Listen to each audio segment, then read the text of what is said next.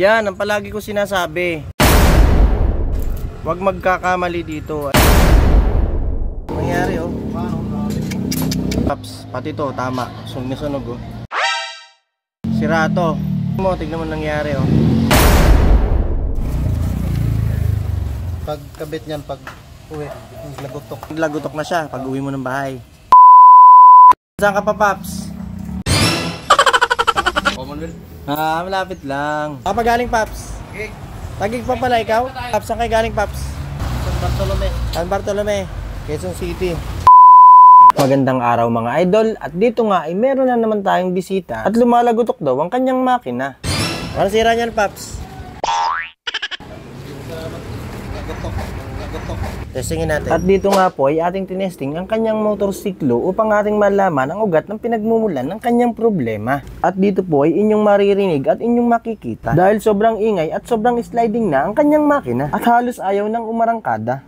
Sliding saka lumalagutok no.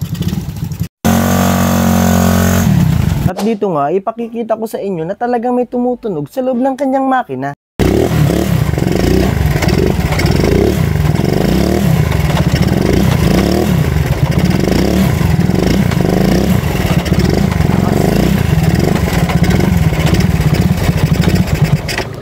Lakas. At wala nang patumpik-tumpik pa. Clutch side ng kanyang makina ay kailangan mabuksan na at maaaring dito nagmumula at nanggagaling ang kanyang problema. Ano mga ginawa dito dati, Paps? Palit ng lining. Bago na lining nito. Ha? December at pinalitan. December lang. Wala pa isang buwan. Or isang buwan, ganun. Ano pang ginawa? Pinalitan lang ng lining. Ganyan. Nagkaganyan na, simula ng pinalitan.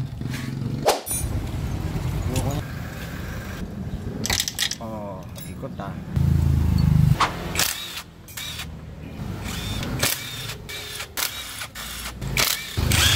At dito ngay ating nakumpirma na ang clutch lining niya ay talagang sunog na.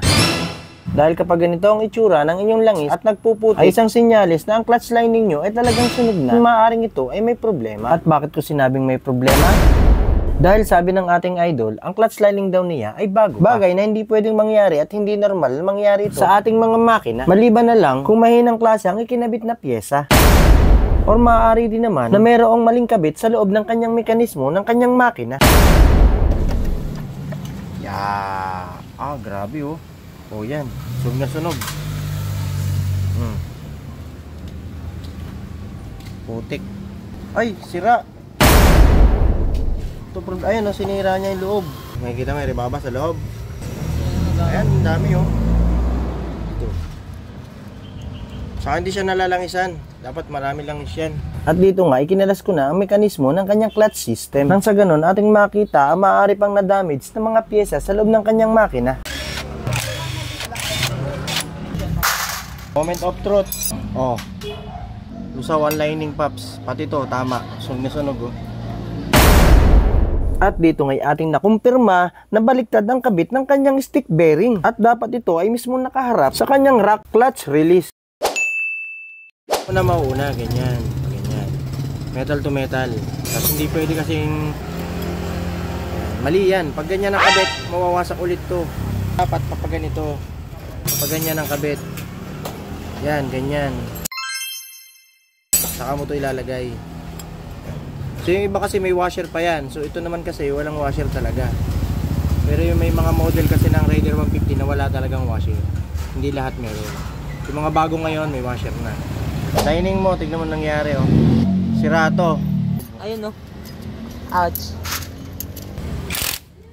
Nasunog yung clutch plate niya, nagkulay ano, titanium ba yan? Kulay kalawang?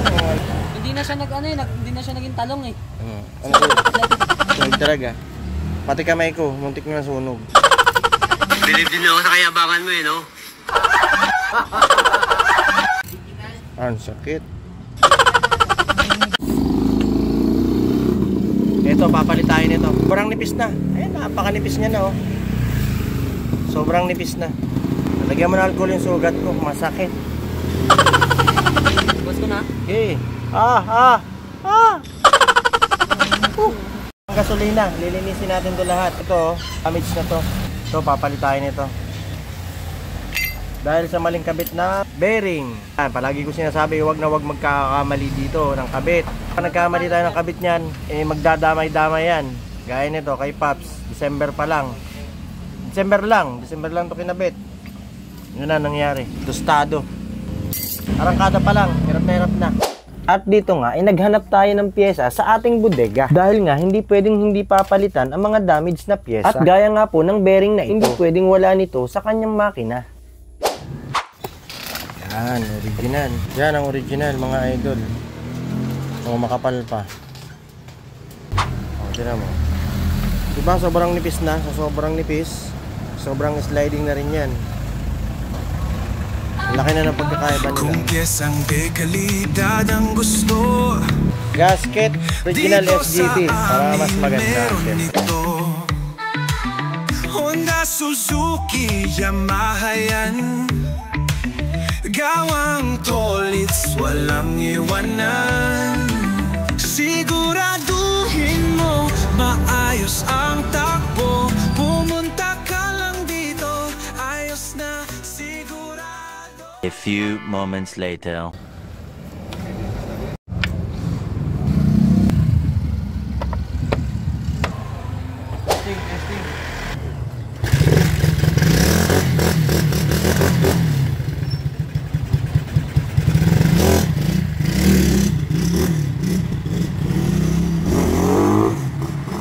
Oh, bumibitaw na.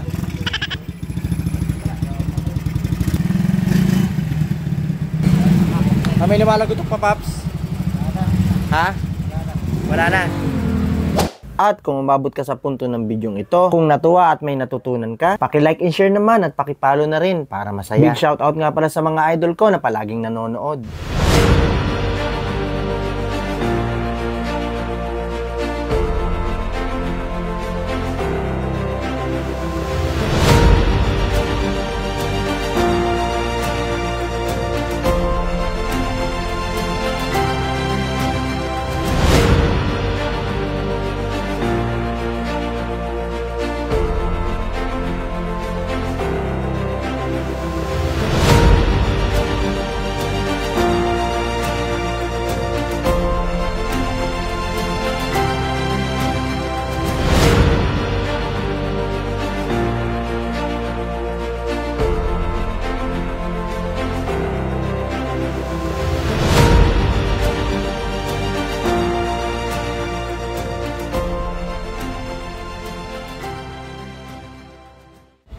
Yun, okay na.